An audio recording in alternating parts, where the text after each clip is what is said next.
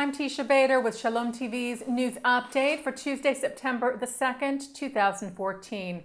IDF soldiers stationed at a checkpoint in the West Bank shot a Palestinian driver after he attempted to drive through a security roadblock and run them over. Army sources say the man was shot at the Eyal checkpoint north of Kalkilia. He was taken to the Meir Medical Center in Kfar Saba in critical condition. The Jerusalem Post reports that the man later died of his wounds. A passenger in the vehicle was lightly wounded and also taken for medical treatment. Earlier today, as you may have seen on IBA News, Israeli security forces arrested two Palestinian men suspected of being on their way to a planned terror attack. Police had received information from the Shin Bet, Israel security agency, of a general warning of a possible infiltration of terrorists from the West Bank into central Israel.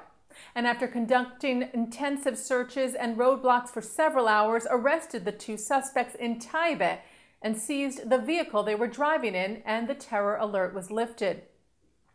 The Times of Israel later reported that the Shin Bet concluded that the two were armed, but were not planning a terror attack. Further details were not available at this time. Reuters reports, citing Palestinian officials, that Chief Palestinian negotiator Saeb Erekat plans on meeting with senior U.S. officials in Washington, where he will call for a time frame for Israel to withdraw from the West Bank and East Jerusalem, among other demands.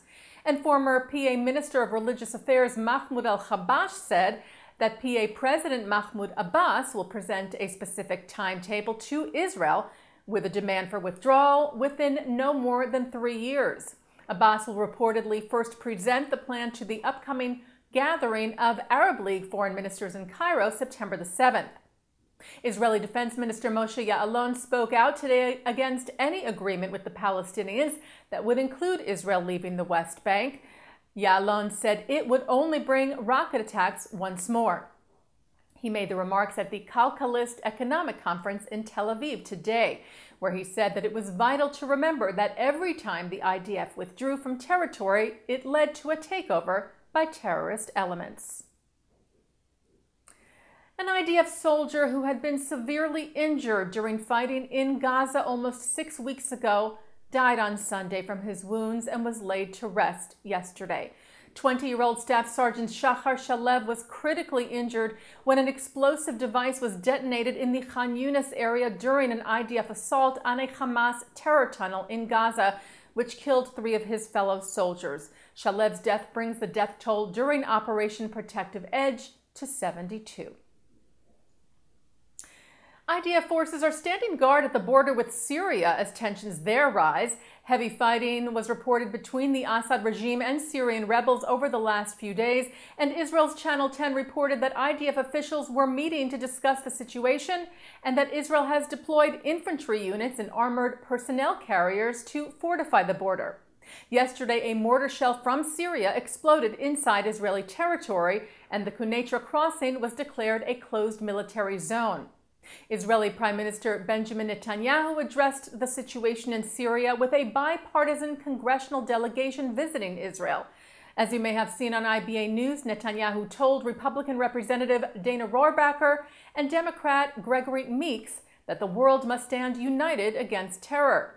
Meeks responded, reaffirming U.S. support for Israel across the aisle. But if there's one thing that we concur on, whether we be Democrats or Republicans, and we are a bipartisan delegation, we come together in support with our friends, our only true friend in the Middle East, and that's Israel. And we want to make sure that we will always stand side by side, because we understand that what affects you affects us. Thousands came out to show their support for Israel in London this weekend. A rally organized by the Campaign Against Anti-Semitism UK took place outside the Royal Courts of Justice on Sunday in response to growing anti-Semitism in Britain since the start of the conflict with Gaza. According to the British anti-Semitism watchdog Community Security Trust, there were 240 anti-Semitic incidents in Britain in July alone, compared to 304 anti-Semitic incidents in the first 6 months of 2014. British paper The Jewish Chronicle reported that UK Chief Rabbi Ephraim Mervis told the crowd, "We are right to be concerned. We see it We hear it and we feel it. It is there. And Germany's President Joachim Gauck announced that he will take part in a rally against anti-Semitism in Berlin later this month. The event is being organized by the Central Council of Jews in Germany Against Anti-Semitism and is set for September the 14th. Speakers include German Chancellor Angela Merkel and World Jewish Congress President Ronald Lauder. President of the Central Council and a Vice President of the World Jewish Congress, Dieter Grauman, said the President's announcement today was a moving sign of solidarity.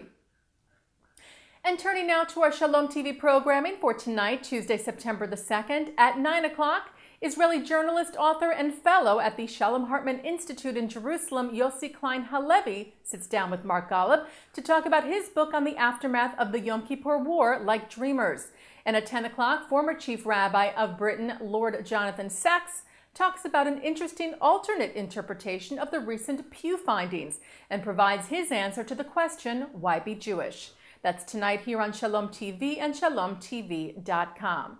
And that's Shalom TV's news update for Tuesday, September the 2nd, 2014. I'm Teisha Bader.